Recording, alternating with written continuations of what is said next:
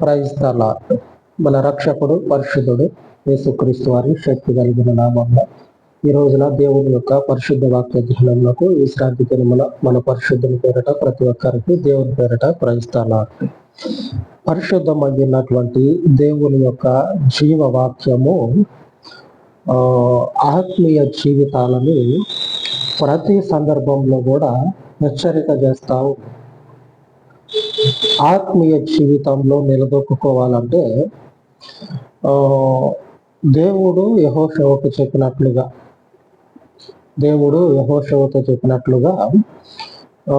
దీవారాత్రులు రాత్రనక పగలనక దేవుని జీవవాక్యాన్ని ధ్యానిస్తూ ఉండాలి. దేవుని జీవవాక్యాన్ని ధ్యానిస్తూ ఉన్నప్పుడు ఏం జరుగుతుందంటే మన ఆత్మీయ స్థితి పతనమవుతుందా, కట్టబడతా ఉందా, భౌతిక జీవితం అనేది కబళించేటువంటి వారి చేతి నుంచి రక్షింపబడతా ఉందో లేదో అనేది మనకి అనుభవపూర్వకంగా పరిస్థితుల్లో నుంచి మనకి అర్థమవుతా ఉంటుంది. ఈ విధమైనటువంటి మేల్కొలుపు అనేది, ఈ విధమైనటువంటి వివేకం అనేది జీవవాక్యంలో నుంచి మనకి దేవుడు తెలియజేస్తా ఉన్నాడు. ఒకసారి అటువంటి పరిస్థితుల్లో ఉన్నట్లయితే ఏం చేయాలంటే ఈ జీవవాక్యాన్ని మనము అనుసరించి నడుచుకుంటా ఉన్నాం కదా. ఈ దేవుని యొక్క పరిశుద్ధ వాక్యాన్ని అనుసరిస్తా నడుస్తూ ఉన్నాం కదా. ఇట్లాగ నడిచేటప్పుడు మన ముందున్నటువంటి మనుషుల యొక్క మాటలు కానీ ప్రవర్తన కానీ మనకి ఏ రకంగా హాని తలపెడతా ఉందో, లేదా మనకి ఏ రకంగా వారు చెప్పేటువంటి మాటలు అనేది ఆత్మీయంగా బలాన్ని ఇస్తున్నాయా, లేకపోతే మనల్ని పడగొట్టే విధంగా ఉన్నాయా అనేది లేఖనాల్లో నుంచి చూద్దాము. మొదటిగా ఈ రోజున దేవుని పరిశుద్ధ వాక్య ధ్యానము అపోస్తల కార్యము 20వ అధ్యాయము 28వ వచనం. అపోస్తల కార్యము 20వ అధ్యాయము 28వ వచనం. దేవుడు తన స్వరక్తం ఇచ్చి సంపాదించిన తన సంఘమును కాయుటకు పరిశుద్ధాత్మ మిమ్మును దేనియందు అధ్యక్షులనుగా ఉంచెనో ఆ యావత్తు మందను గూర్చియు మీ మట్టుకు మిమ్మును గూర్చియు జాగ్రత్తగా ఉండుడి.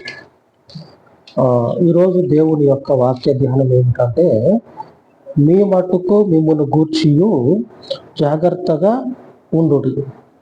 లేఖనము ఈ రోజున వాగ్దానము, ఈ రోజున వాక్య ధ్యానం ఏమిటంటే మీ మట్టుకు మిమ్మును గూర్చియు జాగ్రత్తగా ఉండుడి. ఒక 10 గొర్రెలు వెళ్తా ఉన్నాయి అనుకోండి. మన ఆత్మీయ స్థితి అనేది ఒకసారి పరీక్షించుకున్నట్లయితే ఒక 10 గొర్రెలు వెళ్తా ఉన్నాయి. ఈ మిగిలినటువంటి గొర్రె ఏం చేస్తుంది? మిగిలినటువంటి ఒక గొర్రె ఉందనుకోండి. ఆ 10 గొర్రెలు ఒకే దగ్గర ఉన్నాయి కదా గుంపుగా, వాటితో పాటు మనం కూడా వెళ్దాం అనుకొని ఈ గొర్రె ఒకటే ఉన్న గొర్రె ఏం చేస్తుంది అంటే ఆ 10 వాటిలో కలిసిపోతుంది. కలవటం మంచిదే. అయితే అక్కడ గొర్రెల మందు ఉన్నది కరెక్టే, ఈ గొర్రె పోయి ఆ గొర్రెలో కలిసింది కరెక్టే.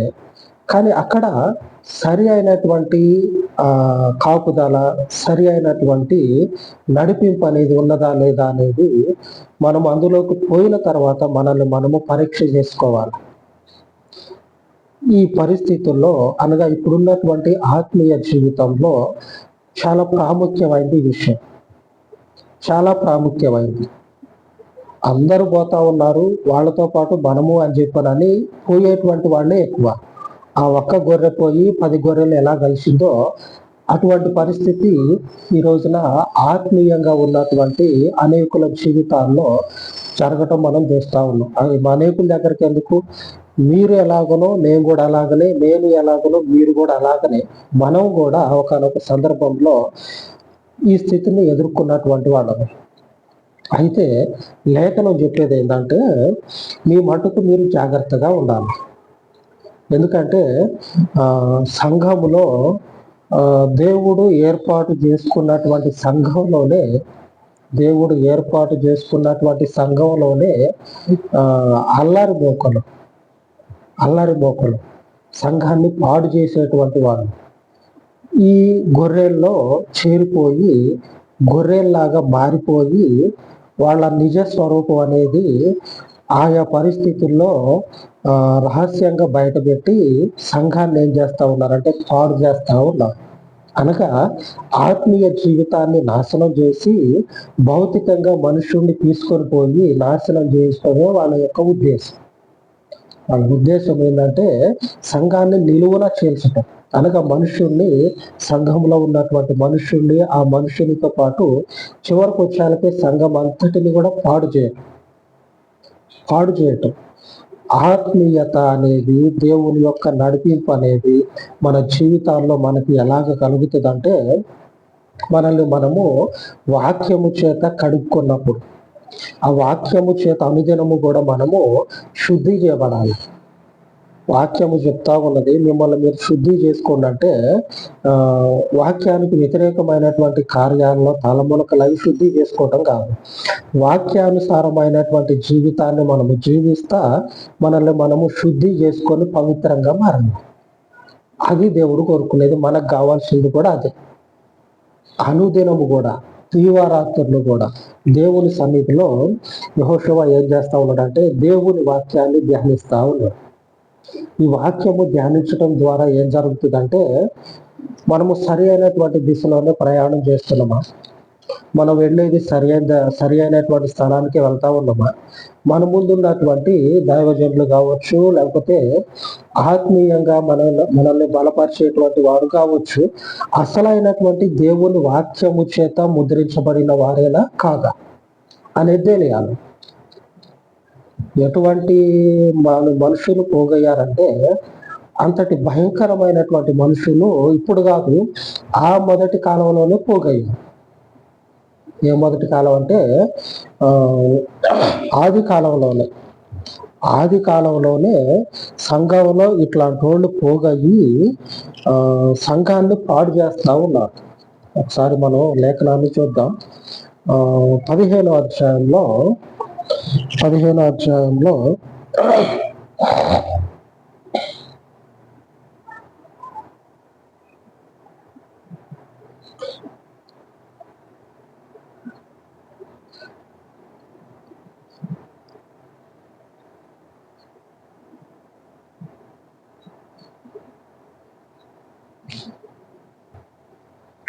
అధ్యాయము 24వ వచనం. అపోస్తల కార్యం 15వ అధ్యాయము 24వ వచనం. కొందరు మా యొద్ద నుండి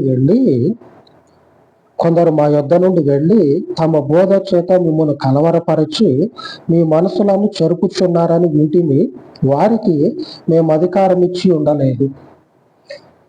అపోస్తుడైనటువంటి పేతురు దేవునిని చూసి, దేవునితో సహవాసం కలిగి, యేసు ప్రభువుని ముఖాముఖిగా ఎరిగినటువంటి సహోదరుడు, దైవజనుడు అయినటువంటి పేతురు సంఘాన్ని హెచ్చరిస్తా ఉన్నాడు. ఇందాకటి వరకు మనం చెప్పుకున్నాం కదా, సంఘంలో ఎట్లాంటి వాళ్ళు పోగైతారంటే, ఆత్మీయంగా ఎవరైతే బలపడుతూ ఉంటారో, ఆత్మీయంగా ఎవరైతే దేవునిని హత్తుకొని ఉంటారో వాళ్ళని పాడు చేసేటువంటి వాళ్ళు సహోదరులైనటువంటి దైవజనులైనటువంటి దేవుని అపోస్తలులు ఉన్నారు కదా, దేవుని అపోస్తలులు పేతురు, ఇంకా యోహాను, వీళ్ళ ద్వారా కట్టబడినటువంటి సంఘాన్నే పాడు చేసినారు. ఒకసారి ఆలోచన చేయండి.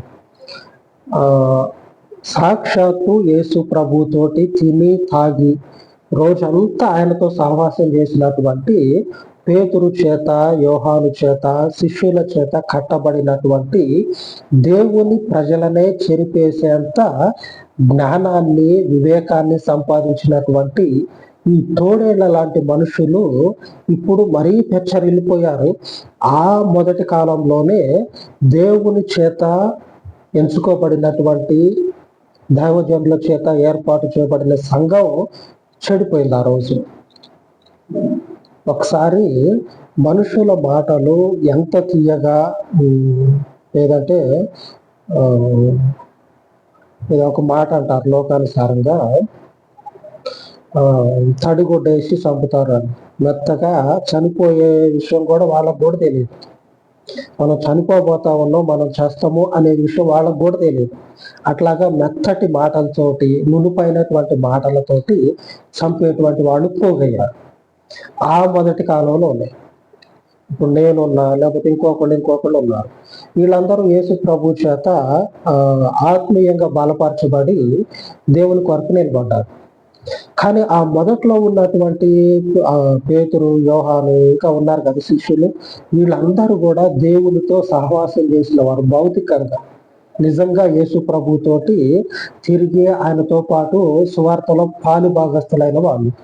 వీరి చేత కట్టబడినటువంటి సంఘమే చెడిపోయింది. కాబట్టి మీ మటుకు మిమ్మల్ని గూర్చి మీరే జాగ్రత్త పడాలి. ఎందుకంటే ఈ రకమైనటువంటి దుర్మార్గులు, ఈ రకమైనటువంటి ఈ కపట నాటకాలు ఆడేటువంటి వాళ్ళు, కపటపు నడత కలిగినటువంటి వాళ్ళు సంఘంలోకి వచ్చి ఏం చేస్తారంటే దేవుని ప్రజలని పాడు చేసి వారి జీవితాలను నిలువున ముంచుతారు. కనుక ఎదుటిన్నటువంటి మనుషుని మాట ఎప్పుడు వినాలి, ఎప్పుడు వినకూడదు అనేది మనకి ఎప్పుడు దేవుని నడిపింపు వస్తుందో అప్పుడు మనము దేవుని చేత నడిపించబడేటువంటి వారు. ఏ సందర్భంలో కూడా ఏ ఒక్క మనుషుని మాటకి లోబడద్దు. ఒకవేళ లోబడినమా అది దేవుందా కాదా అనేటువంటి ఆ నడిపింపు అనేది మనకు ఉండాలి. ఏదో చెప్పిన వెంబడే దేవుని పేరు మీద ఒక మాట చెప్తే నిజమని చెప్పి అని నమ్మిపోతే దేవుడు యెహోషువకు చెప్పిండని చెప్పనని చెప్పుకున్నాం కదా. అదే యెహోషువ ఒకనొక సందర్భంలో మారువేషంలో వచ్చినటువంటి శత్రువులకి చిక్కిపోయింది. మారువేషంలో శత్రువులు వచ్చారు. వాళ్ళు శత్రువులు అనేటువంటి విషయాన్ని మర్చిపోయి దేవుని యొక్క విచారణ చేయకుండా, దేవుణ్ణి అడగకుండా వాళ్ళు పన్నినటువంటి పన్నాగంలో యెహోషువ కూడా చిక్కుకుపోయాడు. చూడండి పరిస్థితి. దేవునితో ప్రత్యక్షమైనటువంటి సహవాసం కలిగిన వాళ్ళు, దేవునితో ప్రత్యక్షమైన సహవాసం కలిగినటువంటి వారే ఆత్మీయంగా వారిని వారు ప్రొటెక్ట్ అంటే రక్షించుకోలేకపోయారు, వాళ్ళని వాళ్ళు కాపాడుకోలేకపోయారు. మరి ఈ కడవరి స్థితిలో, ఇప్పుడున్నటువంటి ఈ భయంకరమైనటువంటి పరిస్థితుల్లో దేవుని పేరు చెప్పుకుని వెంబడే వాళ్ళెంబడి నడుచుకుంటా పోతే ఆత్మీయ జీవితం అనేది పతనం అవటానికి 100% అవకాశం ఉంటుంది. 100%. పేతురు ఏమంటా ఉన్నాడంటే వాళ్ళు మా దగ్గరే ఉండిపోయారు, మిమ్మల్ని ఇట్లా తప్పుదో పట్టించినటువంటి వాళ్ళు ఉన్నారు కదా, వాళ్ళ మాటలు మీరు విన్నారు కదా, వాళ్ళు మా దగ్గరే నేర్చుకున్నారు. కానీ వాళ్ళకు నేను చెప్పలే మీరు ఇది చెప్పండి, ఈ సంఘాన్ని పాడు చేయండి, ఈ వాక్యం మీరు చెప్పండి, మేము వాళ్ళని పంపించలే. అంటే దైవజనుల చేత పంపించబడినటువంటి దైవజనులు దేవుని వాక్యాన్ని చెప్పి సంఘాన్ని, దేవుని ప్రజల్ని పాడు చేస్తా ఉన్నారు. మళ్ళీ ఒకసారి చూద్దాం. అదే అధ్యాయం 15వ అధ్యాయం 24వ వచనం. కొందరు మా యొద్ద నుండి వెళ్ళి తమ బోధ చేత మిమ్మల్ని కలవరపరిచి మీ మనసులను చెరుపుచున్నారని వీటిని వారికి మేము అధికారం ఇచ్చి ఉండలేదు. అంటే అధికారం అంటే అర్థం ఏంటంటే వాళ్ళకి వాక్యం చెప్పమని ఈ అపోస్తులైనటువంటి వారు చెప్పాల. ఈ అపోస్తులైనటువంటి వారి వద్దనే వాళ్ళు వాక్యము విన్నటువంటి వాక్యాన్ని ఏం చేశారంటే పెద్దల చేత ఏర్పాటు చేయబడకుండా, అపోస్తులైనటువంటి శిష్యుల చేత ఏర్పరచబడకుండా, మేము అక్కడ వింటా ఉన్నాం కదా, మేము పలానా దగ్గర వాక్యం వింటా ఉన్నాం, వాళ్ళు పెద్ద చర్చి, అక్కడ నుంచి మేము వచ్చినాం అని చెప్పుకొని సంఘాన్ని ఏం చేశారంటే పాడు చేసి పెట్టారు. కాబట్టి మీరు వాళ్ళు చెప్పినట్టు వినగాకుండా అని తర్వాత మరొక పత్రిక రాసి, మరొక వాక్యాన్ని రాసి పంపిస్తా పేతురు మాట చెప్తా ఉన్నాం. మీరు వాళ్ళ మాట వినవద్దు, వాళ్ళని మేము పంపించలే, వాళ్ళని మేము ఏర్పాటు చేయలే, వాళ్ళకై వాళ్ళు నిలబడి మా పేరు చెప్పుకొని మీకు వాక్యం చెప్తా ఉన్నాం. కాబట్టి వారి మాట మీరు వినవద్దు, మీ మటుకు మీరు జాగ్రత్తగా ఉండాలి. ఎంతటి జాగ్రత్త? మనుషులను చూసి భయపడేంత పిరికి హృదయం అనేది మనకు అవసరం లేదు. ఎవ్వడు భయపెట్టించేటువంటి వాడు ఎవ్వడు కూడా ఏమీ చేయలేడు. దేవుని కాపుదల ఉన్నదా? దేవుడు వాడు ఏదన్నా చేయబోతా ఉంటే మిమ్మల్ని దర్శించి మీకు కళ చూపిస్తాడు, లేకపోతే ఆయన మీతో ఆత్మీయంగా మాట్లాడి మిమ్మల్ని బలపరుస్తాడు. ఆయన కాపుదల ఉన్నటువంటి మనుషులకి దేవుడు ఏం చేస్తాడంటే, సీసీ కెమెరా అంటారు కదా, 24 గంటలు నడుస్తూనే ఉంటుంది. అట్లాగా దేవుని కాపుదల ఏమవుతుందంటే మన మీద ఎప్పుడు ఉంటూనే ఉంటుంది. దేవుని యందు భయభక్తులు నిలిపినటువంటి వారికి ఆయన భద్రత సమృద్ధిగా ఉంటుంది. ఆ సమృద్ధి అనేది మనల్ని ఏం చేస్తుందంటే శత్రువు నుంచి మనల్ని కాపాడుతుంది. ఆ విరోధి అనేటువంటి వాడు ఏం ఆలోచన చేస్తా ఉన్నాడో వాడి ఆలోచన నుంచి మనల్ని కాపాడుతుంది. లేఖనం చూద్దాం. దేవుని ప్రజలని పాడు చేయటం కొరకు కంకణం కట్టుకుంటారు అంటారు కదా. ఇట్లాగా ఏదంటే దేవుడు ఏదైతే చేయొద్దనడో దానిని చేయటం కోసం ఎక్కడ లేనటువంటి పని ముందు పెట్టుకొని వాళ్ళకి ఒంట్లో బలం లేకపోయినా సరే ఉన్న బలాన్ని అంతా కూడా తీసుకొని దేవునికి విరుద్ధంగా చేయడానికి మాత్రం ముందుగానే లేచి కూర్చుంటారు. చూద్దాం ఒకసారి ఇర్మియా గ్రంథం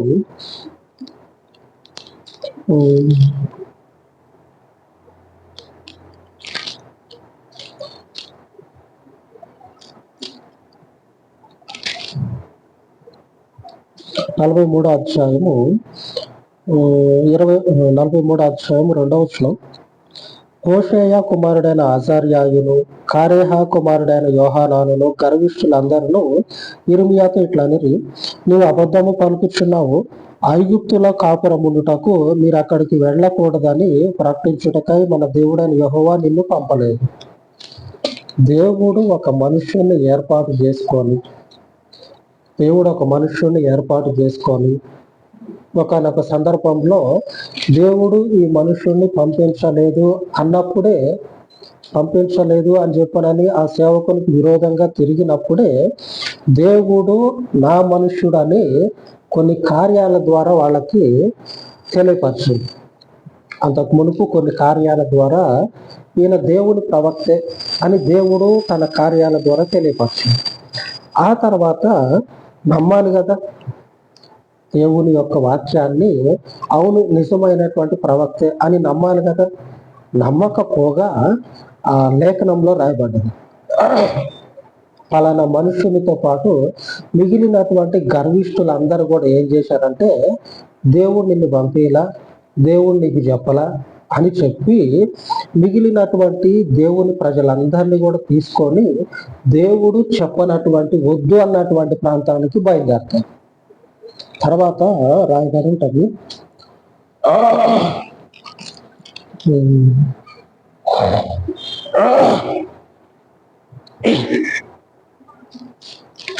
6వ వచనం, ఇర్మియా గ్రంథం 43:6వ వచనం.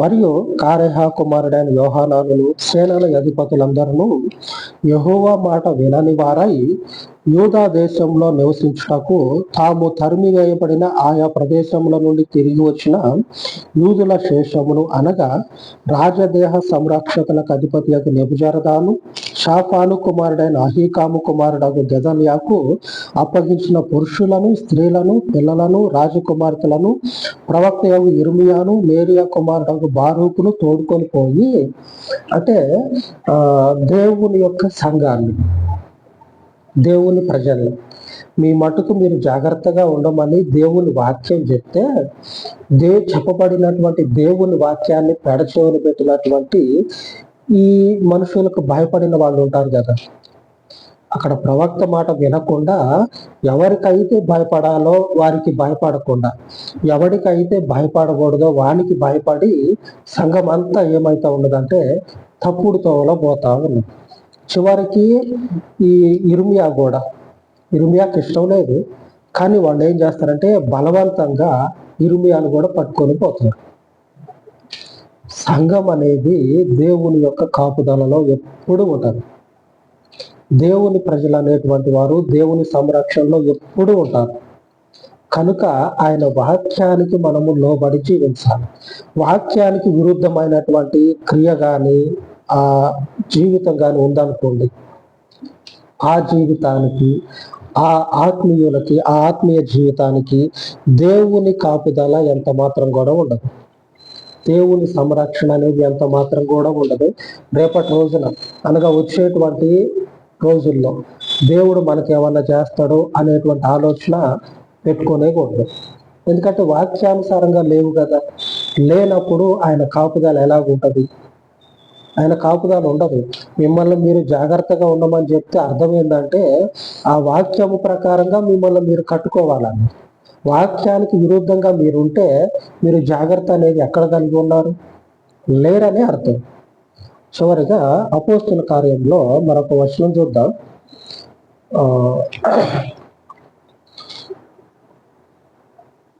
అపోస్తుల కార్యము 20వ అధ్యాయము 29వ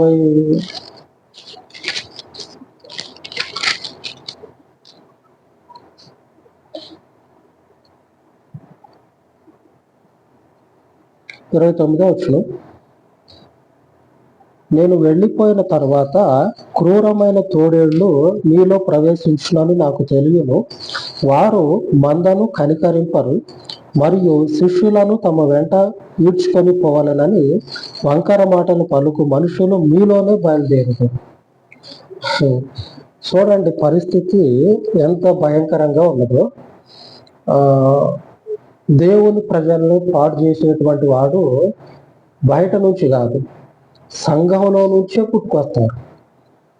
సంఘంలో నుంచే పుట్టుకొచ్చి పరిశుద్ధ గ్రంథాన్ని చేత పట్టుకొని చెప్పే మాటలన్నీ కూడా మన ఆత్మీయ జీవితాన్ని పాడు చేసేటువంటి మాటలు చెప్తారు.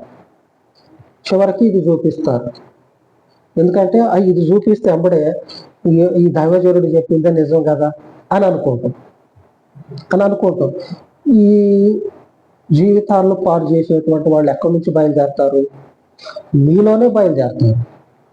అపోస్తుడైనటువంటి పౌలు చెప్తా ఉన్నాడు, వంకర మాటలు చెప్పి, అంటే దేవునికి అనుకూలం కాని దాన్ని చెప్పి శిష్యులను, అనగా దేవుని యొక్క అభిషేకం ఉన్నటువంటి దైవజనులను కూడా ఏం చేస్తారంటే ఈడ్చుకొని పోతారు. అనగా ఆత్మీయంగా పతనమైనటువంటి జీవితాలు ఈ శాపాల్లో చిక్కుకుంటాయి. ఒకడు వచ్చి ఈడ్చుకొని పోతుందంటే అర్థం ఏంది? ఒకటి, భౌతికంగా చూస్తే అంటే దేవుడిలో లేని మనుషులు అనుకుందాం. ఒకడు వచ్చి ఈడ్చుకొని పోతుండ అనుకోండి, అన్యుడు అనుకుందాం. ఒకడు వచ్చి ఒకడిని ఈడ్చుకొని పోతా ఉంటే ఆ ఈడ్చుకొని పోబడేటువంటి వాడు బలహీనుడై ఉంటాడు. బలవంతుడు అయితే వానికి అవకాశం ఇస్తాడా? ఇవ్వడు. అంటే వాడిలో బలం లేదు కాబట్టి ఈడ్చుకొని పోయేటువంటి వానికి లోబడి బలం లేదు కాబట్టి ఏం చేయలేడు కాబట్టి పోతాడు. నువ్వు ఆత్మీయంగా దిగజారితే, దేవుని యొక్క వాక్యము చేత కట్టబడకపోతే ఈ శాపానికి గురవుతావు. శిష్యులని ఈడ్చుకొని పోయేటువంటి వాళ్ళు ఎవరైతే ఉన్నారో వాళ్ళు ఆత్మీయంగా బలమైనటువంటి స్థితిలో లేనటువంటి వాళ్ళు ఉంటారు చూడండి, వాళ్ళని ఈడ్చుకొని పోతారు. దేవునికి స్తోత్రం. అంటే వాళ్ళు ఎంబడ బొమ్మని కాదు, దేవుని యొక్క వాక్యము ప్రతి సమయంలో మనల్ని హెచ్చరిక చేస్తూ ఉంది. ఆత్మీయంగా బలవంతులై ఉండండి, అప్పుడు సింహము లాంటి బలాన్ని కలిగి ఉంటారు. దైవజనుడు ఏం చెప్తా ఉన్నాడంటే మీ మటుకు మీరు కూడా జాగ్రత్త కలిగి ఉండండి. ఈ జాగ్రత్త ఎలా వస్తుంది? దేవునితో సహవాసం కలిగి ఉండాలి. ఎట్లాంటి సహవాసం అంటే ఎవరంటే యెహోషువ చేసినట్టు దీవారాత్రులు వాక్యాన్ని ధ్యానించాలి. దీవారాత్రులు ఆయనతో సహవాసం కలిగి ఉండాలి. దీవారాత్రులు ఈ రకమైనటువంటి స్థితిని కలిగినప్పుడు మనల్ని మనము కాపాడుకోవటమే కాకుండా మన ద్వారా ప్రభువుని వెంబడించేటువంటి వారిని సంరక్షించగలుగుతాం. దేవునికి మహిమ కలుగును గాక. దేవుడు తన వాక్యాన్ని దీవించును గాక. ఆమేన్.